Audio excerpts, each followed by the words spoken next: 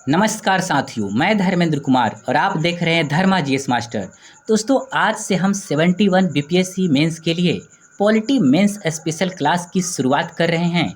यह क्लास आपके लिए बिल्कुल संजीवनी बूटी साबित होगी, बशर्ते आपने प्रीवियस ईयर क्वेश्चन और हमारा संभावित प्रश्नों की सूची और हमारे विशेष दिए हुए नोट्स को लगन से यदि आप तैयार कर लेते हैं और साथ में हमारे लेखन शैली को भी ग्रहण कर लेते हैं, तो यकीन मानिए, अगर आप इन तमाम बिंदुओं से लैस हो जाएंगे तो 71वीं बीपीएससी मेंस में आपकी सफलता को कोई नहीं रोक सकता।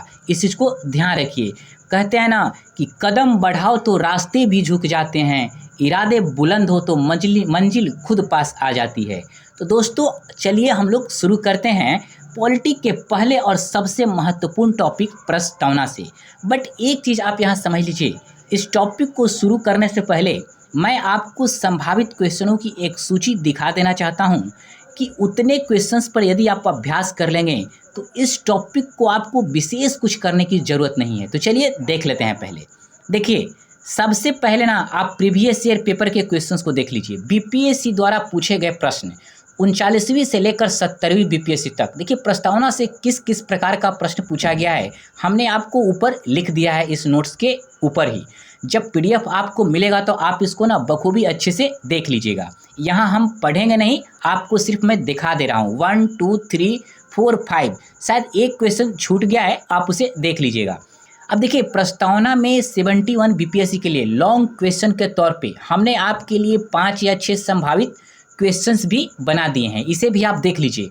1 2 3 4 5, देखिए 5 लॉन्ग क्वेश्चन और प्रस्तावना से रिलेटेड किस प्रकार से शॉर्ट क्वेश्चन आ सकते हैं, चाहे इससे कितने शॉर्ट क्वेश्चन बन सकते हैं, उन संभावित की भी हमने आपको सूची दे दिया है। जैसे जो 7-8 नंबर में आते हैं, 1 2 3 4 5 6 7, अर्थात इतने क्वेश्चन पर यदि आप अभ्यास कर लेंगे तो यकीन मानिए आप बहुत बेहतर करेंगे। नोट करके मैंने बता भी दिया है कि प्रीवियस ईयर पेपर साथ में हमारा संभावित लॉन्ग एंड शॉर्ट क्वेश्चन को कर लिए। वैसे मैं इन सभी का मॉडल आंसर आपको प्रदान करूंगा, मतलब दूंगा। आपको कुछ भी करने की ज़रूरत नहीं है, बस इसको बेहतर तरीके से कर लीजिए और साथ में हमारा इस नोट्स को देखिए आप कैसे बेहतर रैंक के साथ बेहतर अंक प्राप्त करते हैं। और बिल्कुल मतलब आप करेंगे, इस चीज़ को यकीन मानिए। तो चलिए शुरू करते हैं आज का अपना स्पेशल मेंस क्लासेस का पहला टॉपिक, प्रस्तावना।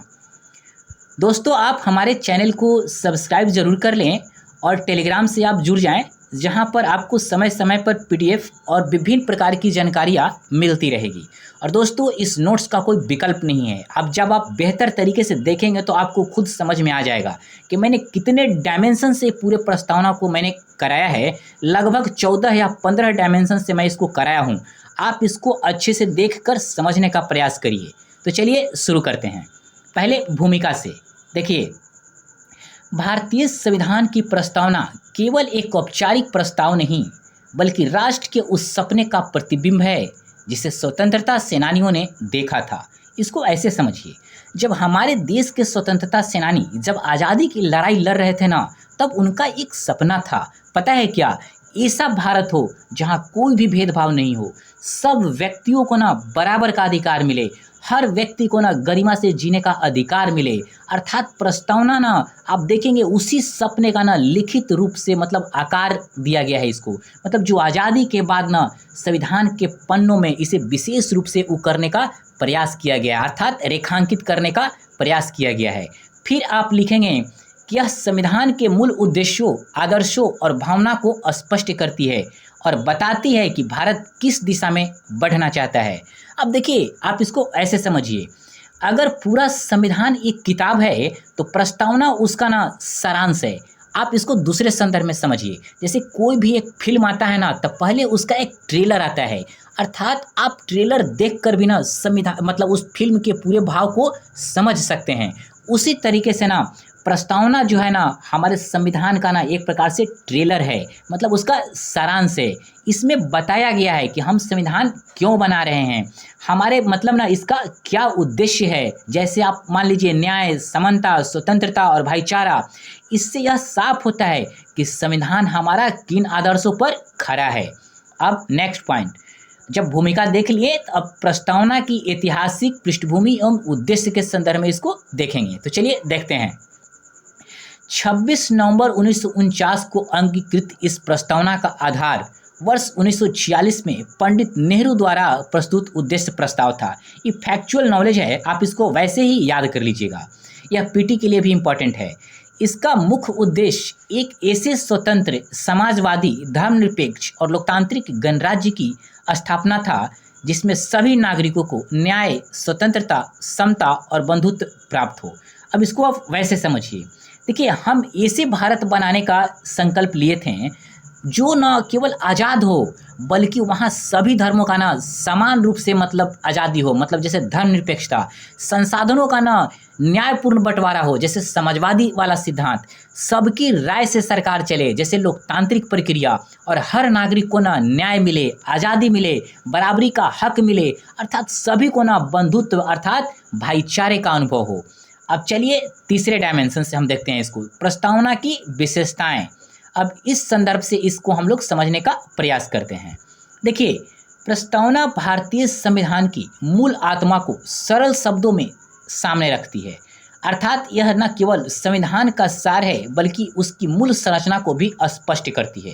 देखिए, मूल आत्मा को सरल शब्दों में कैसे रखती है, तो देखिए, कभी ना पूरा संविधान पढ़ने का यदि किसी के पास समय ना हो तो प्रस्तावना पढ़कर ही संविधान के भाव को ना आप समझ सकते हैं। इसीलिए इसको ना मूल आत्मा कहा जाता है। मतलब आप इस बात को ना समझ सकते हैं कि हमारे संविधान ना क्या कहना चाहता है, किस दिशा की तरफ बढ़ना चाहता है। इसीलिए आप देखेंगे प्रस्तावना को ना संविधान की आत्मा मतलब छुपी हुई होती है। मतलब संविधान में जो हमारा प्रस्तावना है बिल्कुल आत्मा के समान है। मतलब आप देखेंगे कि अगर किसी शरीर में आत्मा नहीं हो तो उस शरीर का कोई महत्व नहीं होता है। तो वही महत्व ना हमारे संविधान में प्रस्तावना का है। अब देखिए, इसकी मुख्य विशेषताएं निम्नलिखित है। तो चलिए एक एक करके हम इसके विशेषता को ना समझने का प्रयास करते हैं। आप इस चीज़ को ना बिल्कुल बेहतर तरीके से समझिएगा क्योंकि आपके मेंस एग्जाम के लिए ना मोस्ट इम्पॉर्टेंट वाला पॉइंट है। देखिए, पहला पॉइंट, यह संविधान का ना संक्षिप्त परिचय पत्र है। अब देखिए, संविधान का संक्षिप्त परिचय कैसे, देखिए संविधान ना वही चीज़ कि हमारा ना एक बुक के समान है और इसका जो प्रस्तावना है ना पूरी तरीके ना सार है, मतलब संक्षिप्त है। मतलब संक्षिप्त रूप से ना हम पूरे संविधान के भावार्थ को ना प्रस्तावना के माध्यम से समझ लेते हैं। इसीलिए इसको ना संक्षिप्त परिचय पत्र की इसको संज्ञा दी जाती है। नेक्स्ट पॉइंट, इसमें भारत की प्रकृति, राज्य की संरचना और नागरिक अधिकारों का संकेत मिलता है। अब देखिए, प्रस्तावना बताती है ना कि भारत कैसा देश है, जैसे संप्रभु, धर्मनिरपेक्षता आदि। मतलब सरकार किस तरीके से चुनी जाएगी, मतलब जैसे कि नागरिकों को क्या मिलेगा, जैसे न्याय, स्वतंत्रता, यानी देश, सरकार और जनता तीनों ना मतलब क्या मतलब चाहते हैं, मतलब क्या होना चाहिए। आप देखेंगे प्रस्तावना में ना पूरी तरीके से ना झलकता है यदि आप प्रस्तावना को बेहतर तरीके से देखकर समझने का प्रयास करेंगे तो। नेक्स्ट पॉइंट, अब देखिए, यह भारत को एक संप्रभु, समाजवादी, धर्मनिरपेक्ष और लोकतांत्रिक गणराज्य के रूप में परिभाषित करती है। अब देखिए, इसको आप ऐसे समझिए। देखिए, यहाँ 5 शब्द का मतलब वर्णन किया गया है। देखिए, पहला संप्रभु, मतलब हम खुद फैसला लेते हैं। समाजवादी, मतलब समाज के हर वर्ग का कल्याण जरूरी है। धर्मनिरपेक्ष, सब धर्म ना बराबर हैं। लोकतांत्रिक, मतलब जनता के वोट से सरकार बनती है। गणराज्य, मतलब कोई राजा नहीं, मतलब जनता ही सर्वोच्च है। इस बात को ध्यान रखिएगा। नेक्स्ट पॉइंट, यह न्याय, स्वतंत्रता, समता और बंधुता जैसे मूल्यों को ना सुनिश्चित करने का प्रतिबद्धता को दर्शाती है। अब देखिए, हमारे संविधान ना यह ठाना कि हर व्यक्ति को न्याय मिलेगा, चाहे वह सामाजिक या आर्थिक रूप से भले ही कमज़ोर हो, सबको आज़ादी मिलेगी, सबको बराबर का हक मिलेगा, सबको बोलने की मतलब आज़ादी होगी, सब बराबर होंगे, मतलब कानून में और अवसरों में भी, मतलब सभी को एक प्रकार कानून के दृष्टिकोण से देखा जाएगा, सभी को बराबर अधिकार देने का प्रयास किया जाएगा और सब में ना भाईचारा होगा, मतलब एकता का भाव पूरी तरीके से रहेगा, चाहे धर्म या जाति कोई भी हो। नेक्स्ट पॉइंट, यह परिवर्तनीय नहीं होते हुए भी संविधान की व्याख्या में निर्णायक भूमिका निभाती है। अब देखिए, इसको ऐसे समझिए, प्रस्तावना को कोर्ट में जाकर ना आप लागू नहीं करवा सकते हैं, फिर भी जब संविधान की कोई बात में ना उलझन हो जाती है, समझ में ना दिक्कत होता है, तो जो जज होते हैं ना क्या करते हैं, प्रस्तावना को देख कर ना यह तय करते हैं कि हमारे संविधान का असली मंशा क्या था, मतलब उसका असली उद्देश्य क्या है, और उस आधार पे ना उसका व्याख्या करते हैं। यानी यह प्रस्तावना हमारे संविधान को ना एक प्रकार से दिशा दिखाने वाला, एक प्रकार से प्रकाश स्तंभ के रूप में काम करता है। और जब जज किसी बात को लेकर उलझन में फंस जाते हैं ना, तो इसी प्रस्तावना के सहारा लेकर अपनी व्याख्या को करते हैं। अब हम लोग नेक्स्ट डायमेंशन में देखेंगे कि प्रस्तावना में उल्लेखित प्रमुख शब्दों की व्याख्या। अब चलिए इसको देखते हैं। अब देखिए पहला पॉइंट, संप्रभुता। अब देखिए सबसे पहले इस पॉइंट को देखते हैं। देखिए भारत एक स्वतंत्र राष्ट्र है जो आंतरिक रूप से अपने सभी निर्णय स्वयं लेता है और किसी बाह्य शक्ति के अधीन नहीं है। यह राजनीतिक, आर्थिक और विधायी रूप से पूर्ण स्वतंत्रता को दर्शाता है। अब इसको आसान भाषा में समझिए। संप्रभुता का मतलब क्या है, मतलब हमारे देश को ना अपने फैसले लेने की पूरी आज़ादी है। कोई भी बाहर की ताकत हमें नहीं बताती है कि हमें क्या करना है। जैसे एक समझदार इंसान अपनी ज़िंदगी के फैसले खुद करता है ना, वैसे ही भारत अपने कानून और नीतियाँ भी ना खुद तय करता है। मतलब ना आंतरिक कोई दखलंदाजी करेगा और ना ही कोई बाहरी दखलंदाजी करेगा, पूरी तरीके से संप्रभु। चलिए नेक्स्ट पॉइंट, समाजवाद। अब देखिए समाजवाद को हम लोग देखते हैं।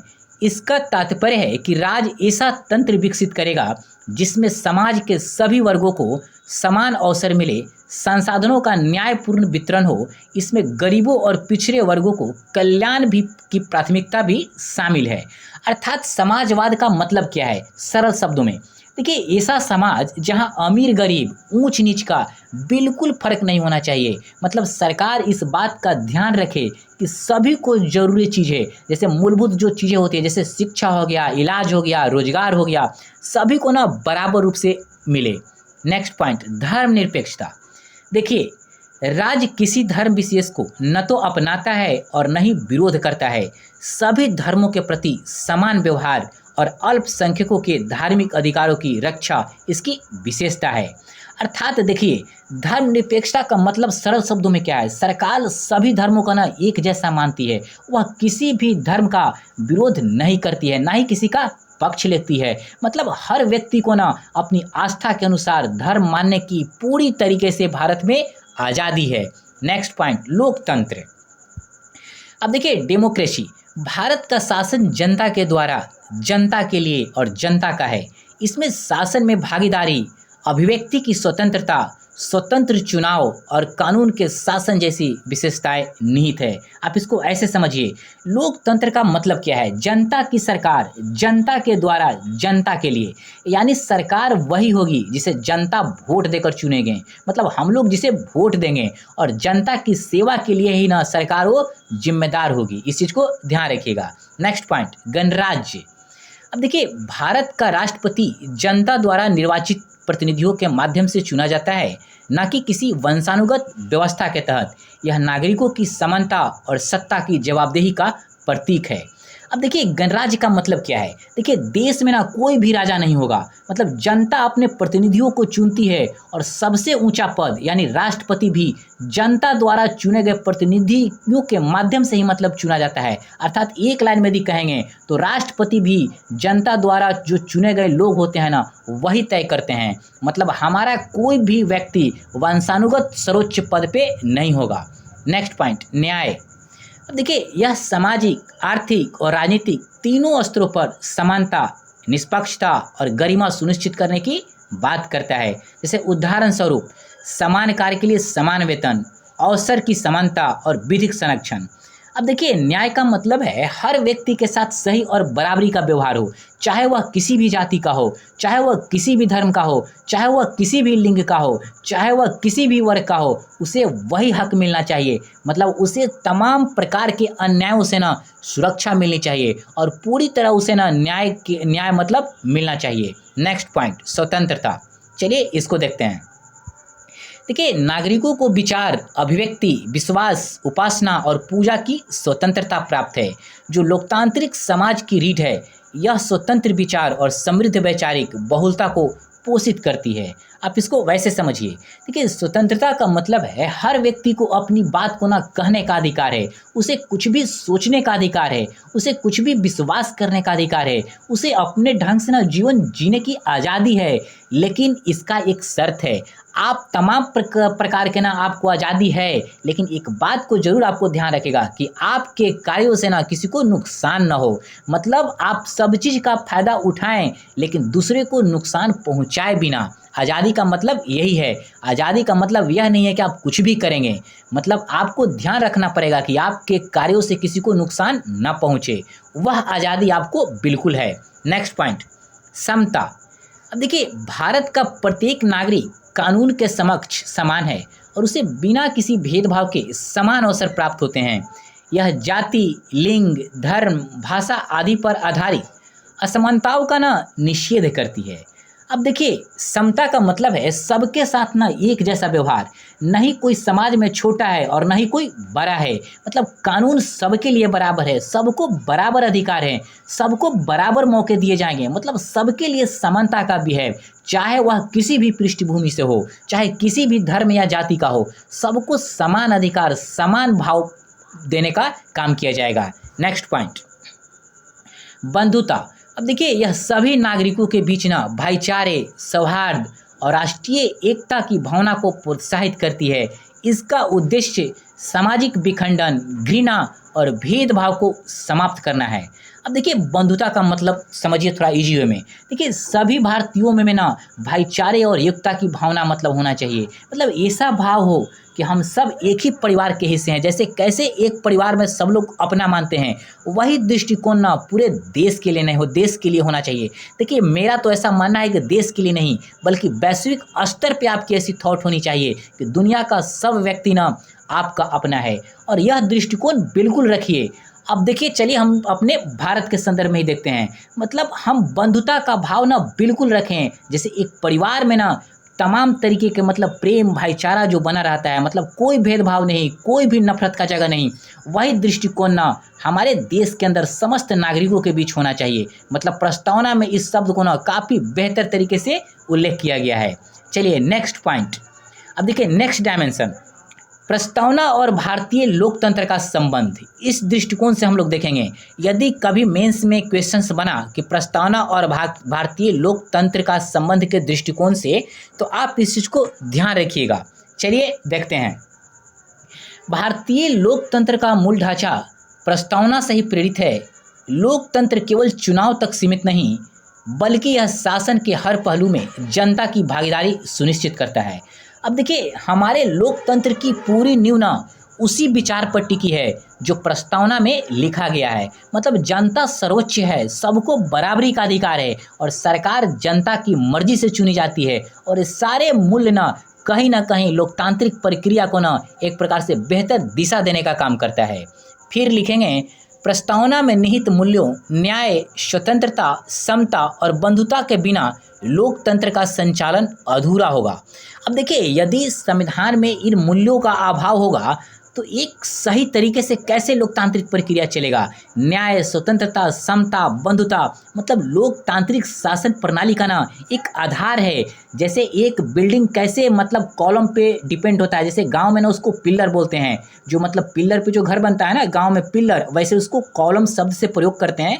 जिस प्रकार से वह बेस का काम करता है ना, तो हमारा संविधान के लिए ना जो मूल्य है न्याय, स्वतंत्रता, समता, बंधुता, यह ना लोकतांत्रिक शासन प्रणाली का ना एक प्रकार से आधार बिंदु है। और यदि यह नहीं रहेगा तो लोकतांत्रिक संचालन की जो प्रक्रिया है ना बिल्कुल अधूरी हो जाएगी। फिर नेक्स्ट, भारत में सार्वभौमिक मताधिकार, अभिव्यक्ति की स्वतंत्रता, न्यायपालिका की स्वतंत्रता और विधायिका की उत्तरदायित्वपूर्ण भूमिका, ये सभी लोकतंत्र की व्याख्या में प्रस्तावना की भूमिका को रेखांकित करते हैं। अब देखिए, इसको आप ऐसे समझिए। देखिए, जब भी मतलब हम प्रस्तावना को पढ़ते हैं या देखते हैं ना, तो प्रस्तावना क्या कहना चाहता है? मतलब हम एक लोकतांत्रिक गणराज्य हैं, मतलब इसी से प्रेरणा लेकर मतलब ना सभी व्यक्तियों को ना वोट देने का अधिकार मिलता है, बोलने की आज़ादी मिलती है, अदालतें स्वतंत्र हैं और संसद जनता के प्रति जवाबदेह है।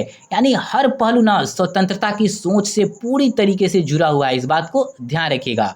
मतलब प्रस्तावना और भारतीय लोकतंत्र का संबंध के दृष्टिकोण से हम लोगों ने देख लिया। अब हम लोग देखेंगे प्रस्तावना और सामाजिक न्याय का स्वरूप इस दृष्टिकोण से। तो चलिए देखते हैं। अब देखिए प्रस्तावना, देखिए सामाजिक न्याय प्रस्तावना का ना केंद्र बिंदु है। यह केवल कानून के समक्ष समानता नहीं बल्कि समाज के हर स्तर पर सम्मान पूर्वक जीवन जीने का अधिकार सुनिश्चित करता है। आप इसको ऐसे समझिए, सामाजिक न्याय का मतलब सिर्फ कागज पर बराबरी नहीं है बल्कि जमीनी स्तर पे ना हर किसी को मिलना चाहिए। मतलब हर किसी को इज्जत का हकदार है, बराबरी का अधिकार है, बराबर अवसर का अधिकार है, चाहे वह गरीब हो, पिछड़ा हो, चाहे महिला हो, सभी को ना गरिमापूर्ण जीवन देना प्रस्तावना की सबसे बड़ी ना सोच है, मतलब उसका अहम हिस्सा है। फिर प्रस्तावना में न्याय, समता और बंधुता का उल्लेख विशेष रूप से वंचित, वरीयता से वंचित, दलित, महिला, अल्पसंख्यक और दिव्यांग समूहों को समाज की मुख्यधारा से जोड़ने की भावना को दर्शाता है। अब देखिए प्रस्तावना में न्याय क्या है? आप देखिए न्याय का मतलब ही है ना कि सभी को ना एक प्रकार से जोड़ना, मतलब जो समाज में पिछड़ गए हैं, चाहे जो वंचित वर्ग हैं, उनको भी ना न्याय प्रदान करना सामाजिक, आर्थिक, राजनीतिक रूप से, और उनको ना बराबर स्तर पे लाना। और एक तभी जाके हमारा जो न्याय शब्द है ना उसकी असली प्रासंगिकता सिद्ध होगी। अब देखिए इसके बल पर ही, किसके बल पर? सामाजिक न्याय के बल पर। इसके बल पर ही आरक्षण, समान कार्य के लिए समान वेतन, शिक्षा और रोजगार में अवसर की समानता जैसी नीतियां लागू की गई। अब देखिए प्रस्तावना ने जो सपना दिखाया वही आज सरकारी नीतियों में भी दिखता है। जैसे एग्जाम्पल देखिए, जैसे दलितों और पिछड़ों को आरक्षण प्रदान करना, महिलाओं को समान वेतन देना और सभी को ना शिक्षा और नौकरी में ना समान अवसर देना। यह क्या है? कहीं ना कहीं यह सामाजिक न्याय की दिशा में ना एक बहुत बड़ा कदम है, और यह जितना मतलब बढ़ता जाएगा उतना ही समाज और राष्ट्र ना बेहतर होता जाएगा। अब देखिए हम लोग प्रस्तावना और सामाजिक न्याय के स्वरूप के दृष्टिकोण से इसको समझ लिए। अब हम लोग प्रस्तावना के महत्व को देखने का प्रयास करेंगे। तो चलिए समझते हैं। अब देखिए प्रस्तावना केवल एक औपचारिक प्रस्ताव नहीं बल्कि भारतीय संविधान की आत्मा है। अब देखिए कैसे आत्मा है, तो चलिए इसको ऐसे समझते हैं।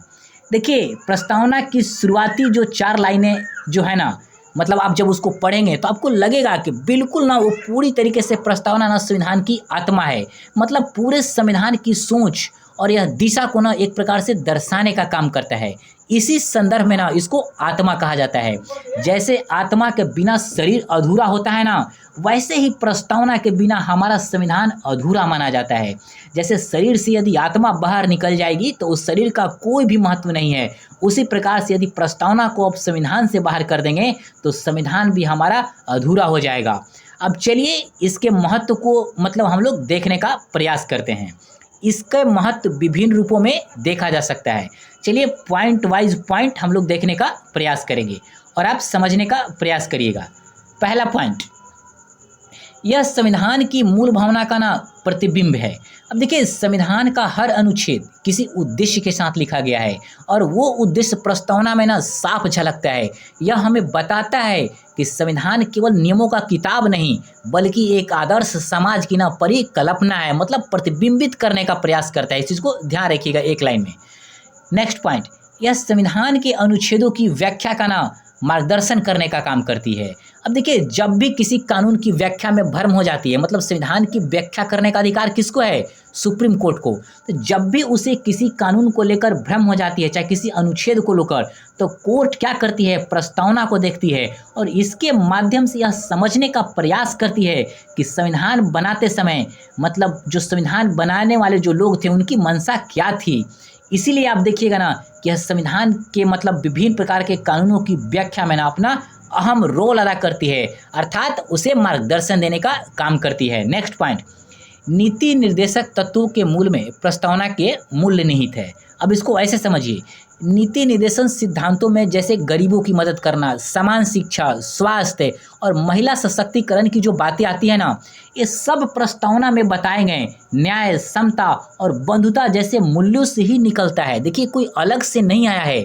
जो प्रस्तावना में जो मूल्य है ना, न्याय, समता और बंधुता, उसी मूल्यों से निकल कर ना यह चीज़ें आई है। कौन सा? नीति निर्देशक तत्व के जो भाग है ना, जैसे गरीबों की मदद करना, समान शिक्षा, स्वास्थ्य, महिला सशक्तिकरण, इसी मूल्यों से निकल कर ना बाहर आई है। नेक्स्ट पॉइंट, यह राष्ट्र की विचारधारा, उद्देश्य और दर्शन को स्पष्ट करती है।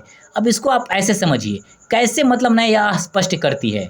तो देखिए, प्रस्तावना हमें यह बताती है कि भारत किस सोच से बना है, मतलब इसका उद्देश्य क्या है और हम किस दिशा में आगे बढ़ना चाहते हैं। यानी यह देश के आदर्शों और विचारों की ना बुनियाद है, मतलब एक प्रकार से ना आधार स्तंभ के रूप में काम करता है। इस बात को ध्यान रखिएगा। नेक्स्ट पॉइंट, यह राष्ट्र की विविधता में एकता को बल प्रदान करने का काम करती है। इसको आप ऐसे समझिए, भारत में ना कई धर्म, कई जातियाँ, कई भाषाएं हैं, इसीलिए कहा जाता है कि भारत ना विविधता वालों का देश है। लेकिन प्रस्तावना में देखिएगा ना, बंधुता, समता जैसे शब्दों के जरिए ना सारे लोगों को ना एक सूत्र में बांधने का काम किया जाता है। यानी यही हमारी एकता की ना ताकत है। इस बात को ध्यान रखिएगा। मतलब विविधता में ना हमारी जो बंधुता और समता जैसे शब्द है ना, एकता में बांधने का उसे काम करती है और एकता को बल प्रदान करने का काम करती है।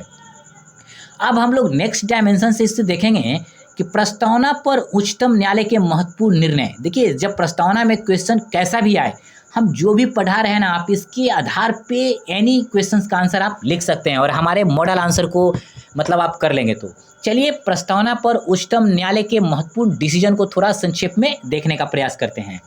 देखिए, पहला पॉइंट, बेरूबारी संघवाद में सुप्रीम कोर्ट ने प्रारंभ में कहा था कि प्रस्तावना संविधान का भाग नहीं है। देखिए, उस समय कोर्ट का मानना था ना कि प्रस्तावना सिर्फ भूमिका के तौर पे काम कर सकती है, मतलब इसका कोई स्वतंत्र कानूनी महत्ता नहीं है और इसे अलग से लागू नहीं किया जा सकता। इसीलिए आप देखेंगे ना कि बेरूबारी संघवाद में इसे संविधान का हिस्सा नहीं माना गया था। आप इस चीज़ को समझ गए होंगे। अब चलिए नेक्स्ट, केशवानंद भारतीवाद जो 1973 में हुआ था। अब देखिए, इसमें ना ऐतिहासिक निर्णय दिया गया जिसमें कहा गया कि प्रस्तावना संविधान का अभिन्न भाग है और यह संविधान की मूल संरचना को ना दर्शाती है। अब देखिए, केशवानंद भारतीवाद में जो ऐतिहासिक रूप से जो फैसला आया, इसमें कोर्ट ने माना कि प्रस्तावना में संविधान की मूल संरचना न झलकती है और इसे नज़रअंदाज आप नहीं कर सकते हैं। इसीलिए इसे संविधान का ना एक जरूरी हिस्सा माना गया और इसे प्रस्तावना को संविधान का अभिन्न अंग यहाँ पे मान लिया गया। नेक्स्ट पॉइंट, LIC वाद 1995 में कोर्ट ने पुनः पुष्टि की कि प्रस्तावना संविधान के उद्देश्यों और दर्शन का सार है। अब देखिएगा ना कि इस मामले में कोर्ट ने दोबारा स्पष्ट किया कि प्रस्तावना कोई मामूली प्रस्ताव नहीं है, बल्कि यह संविधान की आत्मा है और उसकी सोच को ना सरल शब्दों में ना स्पष्ट करने का काम करती है। अब फिर एक पॉइंट हम लोग और समझ लेते हैं कि सुप्रीम कोर्ट में ना जस्टिस दीपक मिश्रा क्या बोले थे। इस लाइन को भी कभी आप कोट कर सकते हैं, इसीलिए मैं इसे लिख दिया हूँ। प्रस्तावना संविधान की सामाजिक आत्मा है। किसने कहा था? जस्टिस दीपक मिश्रा। क्यों? देखिए, जस्टिस दीपक मिश्रा का मानना था ना कि प्रस्तावना में जो न्याय है, बंधुता, समता जैसे शब्द है ना, वे समाज को इंसाफ दिलाने का काम करते हैं, एकता के सूत्र में बांधने का काम करते हैं, कहीं ना कहीं समानता की ओर ले जाने का काम करते हैं। यानी यह समाज की आत्मा की तरह है जो उसे जीवित रखने का काम करती है। इसी संदर्भ में उन्होंने कहा था कि प्रस्तावना समाज की ना सामाजिक आत्मा है। चलिए, अब हम लोग नेक्स्ट डायमेंशन से इसे देखने का काम करते हैं। क्या प्रस्तावना संविधान का अंग है? अब चलिए इसको समझते हैं। अब देखिए, सुप्रीम कोर्ट के अनुसार अब प्रस्तावना को संविधान का अभिन्न अंग माना जाता है। यद्यपि यह अपने आप में परिवर्तनीय नहीं है, लेकिन यह संविधान की व्याख्या और मूल ढांचे की समझ में ना केंद्रीय भूमिका निभाती है। अब देखिए, कोर्ट का मानना है कि प्रस्तावना संविधान की दिशा और भावना को दर्शाती है, लेकिन चूंकि इसमें लिखी बातें ना सीधे आप कोर्ट में जाकर लागू नहीं करा सकते हैं, इसीलिए कहा जाता है कि यह परिवर्तनीय नहीं है। लेकिन यह ना संविधान की व्याख्या में ना काफ़ी बेहतर भूमिका निभाने का काम करती है। मतलब भले ही यहाँ परिवर्तनीय नहीं है कानूनी रूप से, लेकिन संविधान की किसी भी भ्रम की स्थिति में व्याख्या करने में ना ये अपना अहम रोल अदा करती है। न्यायालय कई बार प्रस्तावना का उपयोग संविधान की भावना समझने के लिए प्रेरित करता है। इस बात को हम लोग समझ गए कि जब भी न्यायपालिका को यह लगता है कि यह काफ़ी उलझन भरा वाला कानून है, चाहे उलझन भरा वाला अनुच्छेद है या तथ्य है, तो उसको समझने के लिए ना प्रस्तावना का सहारा लेती है और प्रस्तावना के भाव से ही उसका अर्थ को व्याख्या करने का प्रयास करती है न्यायालय। अब चलिए नेक्स्ट पॉइंट, अर्थात आप बिल्कुल समझ गए इस पॉइंट को। अब देखिए, क्या प्रस्तावना में संशोधन किया जा सकता है, इस दृष्टिकोण से हम लोग देखेंगे, इस डायमेंशन से। तो चलिए समझते हैं। संविधान के अनुच्छेद 362 के तहत प्रस्तावना में संशोधन संभव है, बशर्ते कि वह संविधान की मूल संरचना को क्षति न पहुंचाए। अब इसको ऐसे समझिए, संविधान संशोधन से प्रस्तावना ना बदली जा सकती है, जैसे 42वें संशोधन में किया गया, लेकिन शर्त यह है कि ऐसा कोई संशोधन आप नहीं कर सकते हैं जिससे बेसिक स्ट्रक्चर अर्थात मूल संरचना को नुकसान पहुंचता हो। कहने का मतलब है कि आप सकारात्मक रूप से ना इसमें संशोधन कर सकते हैं, नकारात्मक संशोधन आप नहीं कर सकते हैं जिससे बेसिक स्ट्रक्चर को नुकसान पहुंचे। अब फिर 42वें संविधान संशोधन 1976 द्वारा इसमें समाजवादी, धर्मनिरपेक्ष और राष्ट्रीय एकता और अखंडता जैसे शब्द जोड़े गए थे। इस संशोधन ने प्रस्तावना के विचारधारा पक्ष को ना और ज़्यादा स्पष्ट करने का काम किया। अब देखिए, आप इस चीज़ को फैक्चुअल नॉलेज है, इस चीज़ को याद रखिएगा। 42वें संविधान संशोधन के माध्यम से ही समाजवादी, धर्मनिरपेक्षता और राष्ट्रीय एकता अखंडता को जोड़ा गया, लेकिन इस संशोधन ने प्रस्तावना के विचारधारा पक्ष को और स्पष्ट किया। इसको समझते हैं। देखिए, इससे प्रस्तावना में जो पहले विचार छिपे हुए थे ना गुप्त रूप से, उन्हें स्पष्ट रूप से अब लिख दिया गया। कब? 42वें संविधान संशोधन के माध्यम से। मतलब इससे यह साफ हो गया कि भारत की जो ना एक प्रकार से जो मतलब थॉट है, जो सोच है, मतलब भारत किसी एक धर्म का नहीं बल्कि सभी धर्मों का ना आदत करता है। मतलब यहाँ पे आप इस चीज़ को देखेंगे कि एकता को ना सबसे ऊपर रखने का प्रयास किया गया। मतलब एकता हमारे संविधान के लिए ना मोस्ट इम्पॉर्टेंट है, इस बात को ध्यान रखिएगा आप। अब चलिए नेक्स्ट पॉइंट, नेक्स्ट संदर्भ में इसको हम लोग अब देखने का प्रयास करते हैं, प्रस्तावना और मूल संरचना सिद्धांत। अब चलिए इस दृष्टिकोण से, मतलब इस आयाम से हम लोग प्रस्तावना को देखेंगे। देखिए, सुप्रीम कोर्ट ने प्रस्तावना की मूल संरचना का हिस्सा माना। इसको फिर से पढ़िए, सुप्रीम कोर्ट ने प्रस्तावना को संविधान की मूल संरचना का हिस्सा माना। अब देखिए क्यों माना हिस्सा। देखिए, सुप्रीम कोर्ट ने केशवानंद भारतीवाद, जिसे हम लोगों ने पहले ही ऊपर देख लिया है, बट फिर भी सुन लीजिए, 1973 में कहा कि प्रस्तावना में जो बात है ना, जैसे लोकतंत्र हो गया, न्याय हो गया, समता हो गया, स्वतंत्रता हो गया, ये सब ना संविधान की कहीं ना कहीं मूल आत्मा को इंगित करने का प्रयास करता है। मतलब इन्हें हटाना या बदलना संविधान को बदलने जैसा होगा। कहने का मतलब है, शरीर से एक आत्मा को हटाकर उसमें दूसरी आत्मा को फिट करेंगे तो शरीर का मूल स्वरूप थोड़ी बचेगा, मूल स्वरूप समाप्त हो जाएगा। इसी प्रकार से कहा जाता है कि संविधान प्रस्तावना में जो मूल शब्द है ना, यदि आप उसे हटा देंगे ना तो कहीं ना कहीं संविधान का जो मूल भावना है ना वो बदल जाएगा। इसीलिए इन्हें ना संविधान की मूल संरचना माना गया। इस बात को बिल्कुल आप समझ गए होंगे कि प्रस्तावना को बेसिक स्ट्रक्चर क्यों माना गया। अगर मैं एक बार फिर समझा देता हूँ यदि आपको नहीं समझ में आया तो। देखिए, सुप्रीम कोर्ट ने क्या कहा कि जैसे लोकतंत्र है, चाहे न्याय है, चाहे ऐसा कुछ भी ऐसा शब्द है जो मतलब जैसे स्वतंत्रता, अखंडता, एकता, मतलब यह संविधान का ना एक प्रकार से मूल आत्मा के तौर पर है। क्यों है कि यदि आप इसको हटा देंगे तो आप यकीन मानिए कि ऐसा लगेगा कि संविधान आपने बदल दिया, और बदल दिया तो जो बेसिक हमारा संविधान का जो भाव है ना कहीं वह कमज़ोर पड़ जाएगा। इसीलिए ना इसको ना संविधान का मूल संरचना माना गया है। अब चलिए फिर आगे देखते हैं। और इसका मतलब यह है कि इसमें निहित तत्व जैसे कि लोकतंत्र, धर्मनिरपेक्षता, समता, न्याय को हटाया नहीं जा सकता। इसको हम लोगों ने देख लिया। ये तत्व संविधान की आत्मा है और यदि इन्हें हटाया गया तो संविधान का स्वरूप ही बदल जाएगा।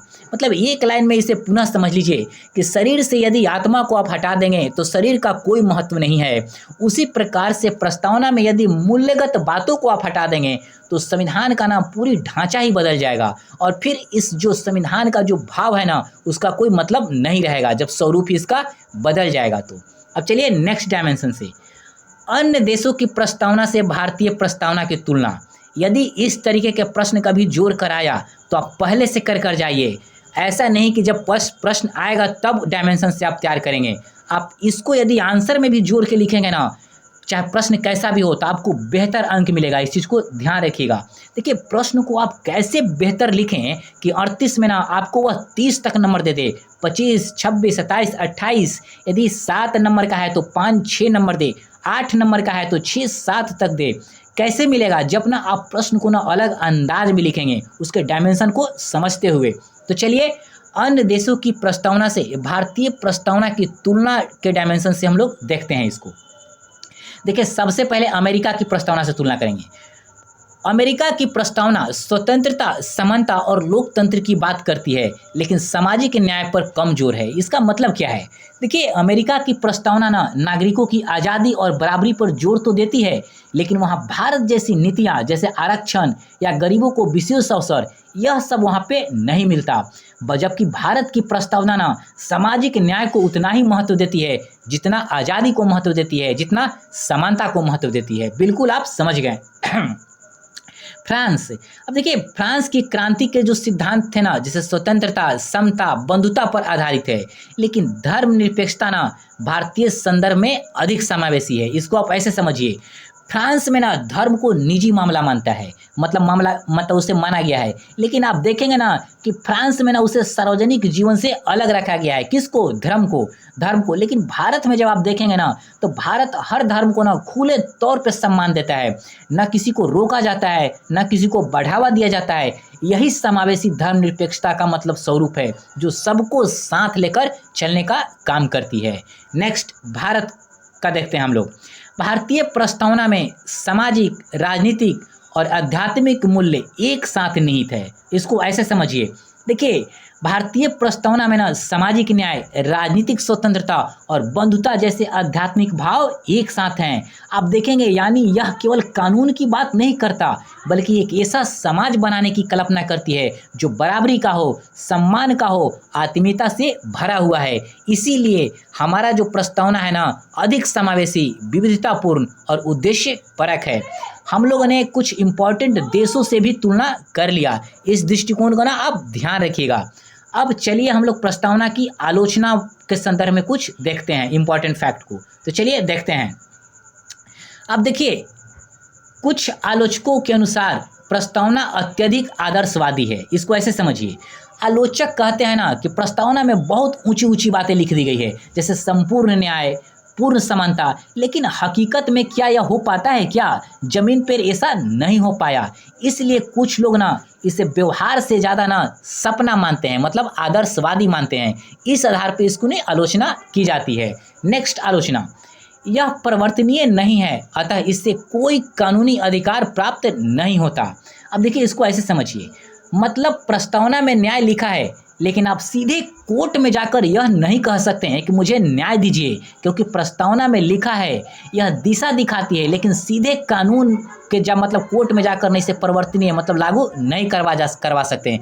इसी आधार पर ना इसको आलोचना की जाती है। मतलब न्याय शब्द का तो वर्णन है, लेकिन आप सीधे कोर्ट में जाकर नहीं कह सकते हैं कि मुझे न्याय दीजिए। इस आधार पर इसकी आलोचना की जाती है। तीसरी आलोचना, कुछ शब्द जैसे समाजवाद या बंधुता अस्पष्ट माने जाते हैं और व्याख्या पर निर्भर करते हैं। इसको ऐसे समझिए। अब देखिए, इन शब्दों की ना एक प्रकार से स्पष्ट रूप से व्याख्या नहीं है। मतलब समाजवाद हर देश में ना अलग अलग होता है। समाजवाद, इससे क्या लगता है? चीन में अलग है, रूस में अलग है। मतलब समाजवाद की डिफिनेशन ना हर देश में अलग होता है। और बंधुता का अर्थ भी ना बहुत ही भावनात्मक और व्याख्यात्मक है। इसलिए कहा जाता है ना कि इसकी सही समझ पर मतलब यह डिपेंड करती है। मतलब ना एक प्रकार से इसकी सही समझ हर बार अलग अलग संदर्भों पर डिपेंड करती है, जिससे कहीं ना कहीं भ्रम का भाव पैदा करती है। इसी आधार पर इसकी आलोचना की जाती है। नेक्स्ट आलोचना, इसकी वैधानिक स्थिति पर पहले मतभेद था।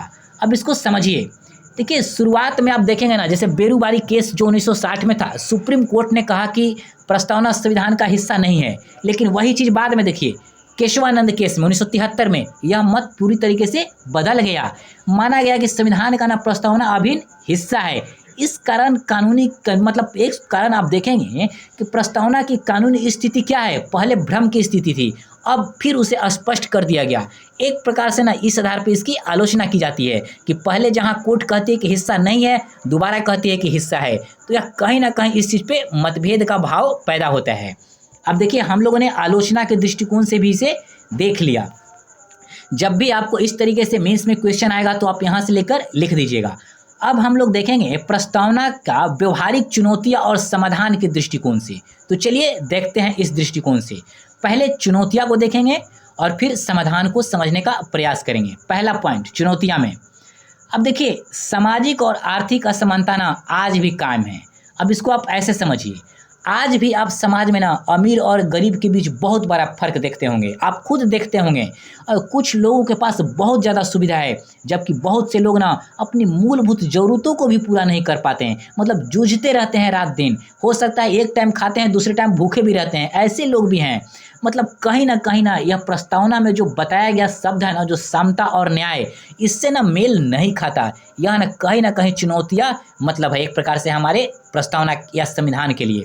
नेक्स्ट चुनौतियाँ, धार्मिक असहिष्णुता और राजनीतिक ध्रुवीकरण बढ़ा है, दूसरी चुनौती। अब देखिए कई बार ना धर्म के नाम पर लोग एक दूसरे से ना नफरत करने लगते हैं, द्वेष पैदा करते हैं। और राजनीति में भी आप बखूबी जानते हैं कि एकता की बजाय ना टकराव ज़्यादा दिखता है। जब चुनाव होता है तो देखते हैं ना कि हम उस धर्म के हैं, हम उस जाति के हैं, इस जाति वाले को वोट दो, उस जाति वाले को वोट दो। मतलब व्यक्ति का दिमाग कहाँ रहता है यह समझ में नहीं आएगा आपको। वही व्यक्ति पहले कहेगा कि नहीं, व्यक्ति की योग्यता के आधार पर वोट देना चाहिए, लेकिन जब चुनाव का समय आएगा तो वही व्यक्ति ना मतलब धर्म के नाम पर, जाति के आधार पर वोटिंग करना शुरू कर देता है। तो इस प्रकार से ना ध्रुवीकरण को बढ़ाता है। मतलब आप देखेंगे ना कि राजनीति में एकता का भाव नहीं लाता, टकराव के भाव को ना ज़्यादा पैदा करता है। इसकी परिणति क्या होता है, कहीं ना कहीं बंधुता को भाव, धर्मनिरपेक्षता जैसे जो मूल्य है ना हमारे प्रस्तावना और संविधान में, उसको नुकसान पहुंचाने का काम करता है। नेक्स्ट चुनौतियाँ, न्याय प्रणाली तक गरीबों की पहुंचना कठिन है। अब देखिए कानून की किताबें में ना सबके लिए न्याय लिख दिया गया है। देखिए पढ़ने पर ना सब चीज़ अच्छा लगता है। आप कहते हैं ना कि जैसे पन्ना में लिखा हुआ है कि हाँ भाई न्याय सबको मिलना चाहिए, लेकिन क्या यथार्थ में ऐसा दिखता है आपको? बिल्कुल नहीं। आप खुद जाकर देखिए धरातल पे, क्या आपको देखने को मिलेगा? गरीब लोगों को ना बिल्कुल ना कम मतलब उनको मतलब एक प्रकार से उनको न्याय तक पहुंच बनती है। अर्थात आप देखेंगे कि गरीब आदमी को ना वकील करना, कोर्ट जाना, लंबी प्रक्रिया झेलना बहुत मुश्किल होता है। असली न्याय यदि आप सच में देखेंगे ना तो गरीबों के पास ना पहुंच पूरी तरीके से सीमित है। इस चीज़ को आप भी समझते होंगे। किताब में भले ही लिखा गया है कि सबको समानता दिया जा रहा है, लेकिन ऐसा होता नहीं है यथार्थ में, बल्कि ऐसा हो जाना चाहिए। और यह हमारे सामने ना एक चुनौती है, हमारे देश के संविधान के सामने। नेक्स्ट चुनौतियाँ चलिए देखते हैं। शिक्षा और स्वास्थ्य में असमानता प्रस्तावना के आदर्शों को ना चुनौती देने का काम करती है। अब देखिए कैसे चुनौती देने का काम करती है, आप देखिए खुद सोचिए। अमीर बच्चों को मतलब अमीर जो घर के बच्चे होते हैं कहाँ जाते हैं? कॉन्वेंट स्कूल में पढ़ेंगे। अब बेचारे गरीब के बच्चे कहाँ पढ़ेंगे? सरकारी स्कूल में, जहाँ उनको ना 5th क्लास तक क भी लिखने नहीं आता। मैं ऐसा नहीं है क उनको लिखने नहीं आता, मैं कॉन्वेंट के स्कूल के बच्चों की तुलना में बता रहा हूँ। मतलब एक तरफ ना एक बच्चे ना किशमिश काजू खाकर बेहतर स्कूल में शिक्षा प्राप्त कर रहे हैं, और एक बच्चा नमक रोटी खा के ना उस जगह पे शिक्षा प्राप्त कर रहा है जहाँ वह कुछ भी जीवन के दृष्टिकोण से नहीं सीखता। आज जितनी लाइफ में प्रतिस्पर्धा है, उस रूप में क्या गरीब लोगों को शिक्षा मिलता है क्या? आप खुद देखिए। मतलब गरीब बच्चे को ना बुनियादी शिक्षा, चाहे उसकी स्वास्थ्य खराब हो जाए ना तो बुनियादी इलाज से भी वंचित रह जाते हैं। कहीं ना कहीं यह सामाजिक न्याय के भावना के ना खिलाफ है और इसको ना चुनौती देने का काम करता है। इस बात को आप बिल्कुल समझ गए होंगे, यह चुनौतियाँ है।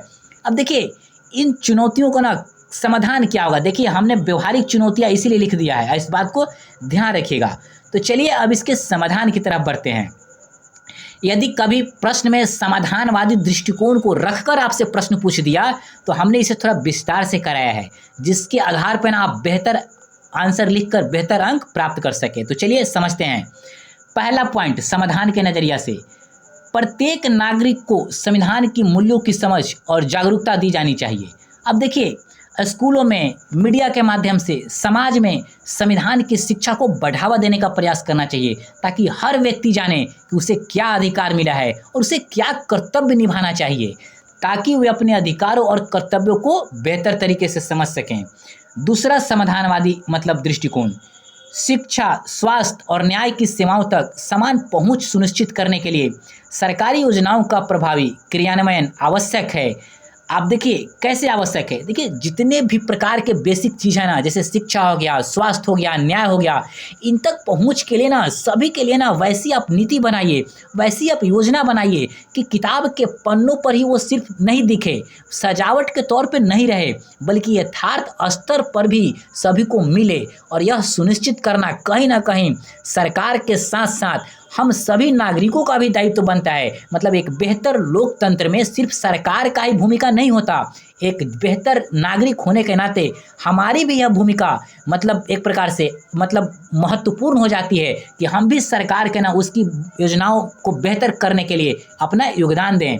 फिर एक एग्जाम्पल देंगे कि केरल जैसे राज्यों ने यह सिद्ध किया कि गुणवत्तापूर्ण सार्वजनिक सेवा से प्रस्तावना के लक्ष्य व्यवहारिक हो सकते हैं। मतलब केरल ने इस संदर्भ में बहुत अच्छा काम करने का प्रयास किया है। एक एग्जाम्पल देंगे। नेक्स्ट पॉइंट, न्यायपालिका और विधायिका को अपनी जिम्मेदारी ईमानदारी से निभाते हुए समता और न्याय के सिद्धांतों को व्यवहार में लाना होगा। देखिए जितने भी हमारे संविधान में जो स्तंभ हैं, जैसे न्यायपालिका हो गया, विधायिका हो गया, कार्यपालिका हो गया, चाहे आप चौथे स्तंभ मीडिया को ले लीजिए, मतलब इनको ना, अब देखिए हम लोग मानते हैं कि चौथा स्तंभ मीडिया होता है, लेकिन आप इस चीज़ को समझ लीजिए कि जनता ना उसका पांचवा स्तंभ होता है। इस बात को ध्यान रखिए। मतलब हम लोग ना जो हैं जनता के रूप में, नागरिक के रूप में, हम ना पांचवा स्तंभ के रूप में हैं। मतलब न्यायपालिका, विधायिका, कार्यपालिका, मीडिया, जनता सभी को अपनी भूमिका ना बिल्कुल ईमानदारी से निभाने का प्रयास करना चाहिए। तभी हमारा समाज में ना समता और न्याय का जो मतलब सिद्धांत के रूप में जो वर्णन है, व्यवहार के रूप में धरातल पर वह दिखेगा। नेक्स्ट पॉइंट, प्रशासनिक प्रणाली को अधिक पारदर्शी और उत्तरदायी बनाया जाए, जिससे भ्रष्टाचार और भेदभाव पर नियंत्रण हो। अब देखिए इस बात को ना आप ऐसे समझिए, सरकार और अधिकारियों को ना जनता को जवाब देना चाहिए, फैसले में ना खुलापन होना चाहिए, भ्रष्टाचार पूरी तरीके से बंद होना चाहिए और हर एक कार्य का हिसाब ना जनता के सामने रखना चाहिए, क्योंकि रियलिटी में जनता ही सर्वोच्च होता है। तो जनता का ना सब कुछ जानने का अधिकार है और प्रशासनिक दृष्टिकोण से ना मैं पूरी तरीके से ना उसको पारदर्शी और उत्तरदायी बनाने का प्रयास होना चाहिए। तभी भ्रष्टाचार और भेदभाव पर कंट्रोल होगा और जब इस चीज़ पे कंट्रोल हो जाएगा ना, तो हम अब बेहतर समाज की दिशा में, बेहतर देश बनाने, लोकतांत्रिक प्रक्रिया के संदर्भ की दिशा में आगे हम लोग बढ़ जाएंगे। नेक्स्ट दृष्टिकोण, धर्मनिरपेक्षता, समता और बंधुता के मूल्यों को स्कूलों से लेकर सार्वजनिक जीवन तक व्यवहार में मतलब लाया जाए।